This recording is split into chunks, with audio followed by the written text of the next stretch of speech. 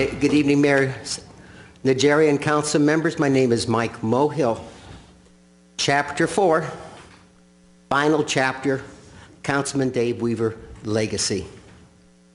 It was good to see former Councilman Dave Weaver decide to seek a sixth term on council where the voters had an opportunity to vote him out of office. Reporter Ted Ayala from CV Weekly said it best, quote, Mr. Weaver was bruisingly defeated, end of quote.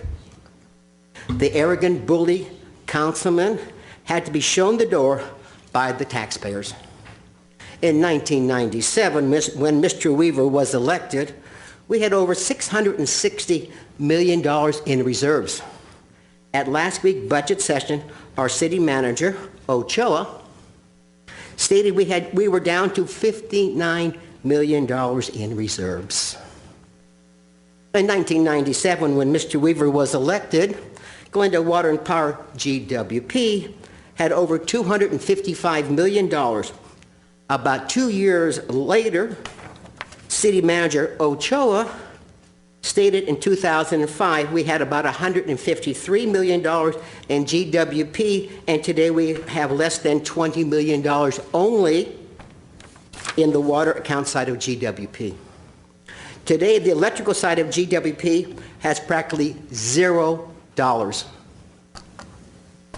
A whopping $836 million has been transferred from the city reserve account and GWP into the pockets of our CalPERS union workforce. That's the CalPERS union workforce.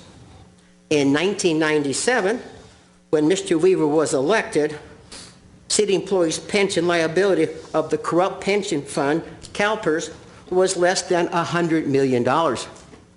Today, the city's taxpayers, if they want to leave CalPERS, it would cost the taxpayers over $1.4 billion. In 1997, when Mr. Weaver was elected, less than 33% of the general fund paid for fire and police salaries and benefits. According to Mr. Weaver, 18 years ago, 18 years later, it has grown to a whopping 80% and is still growing today. In 1997, when Mr. Weaver was elected, our city employees' post-employment health insurance benefits were less than $50 million. Today is over $222 million and still growing. Just 5 years ago, it was $104 million. In just a matter of 5 years, this luxurious health benefit has more than doubled.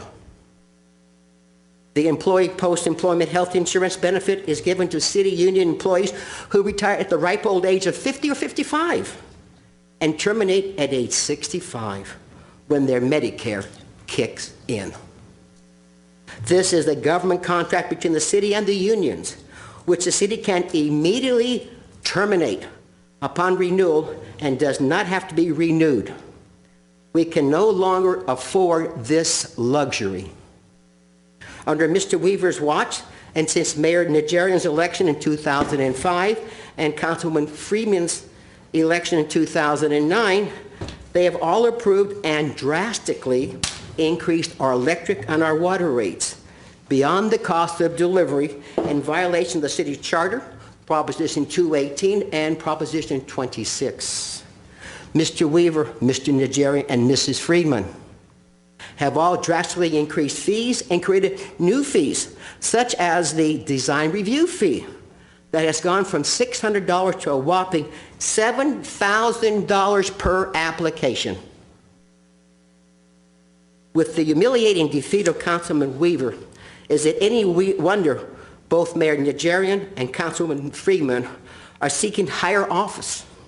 They want to walk away from the damages they have created, along with their disgraced colleague, former Mayor Dave Weaver. With a record such as Mr. Weaver and Mayor Najarian, Councilman Freeman, seeking higher offices, the need for term limits is now. There has been no difference between how Mr. Weaver has handled the taxpayers' money and the way Freeman and Najarian have.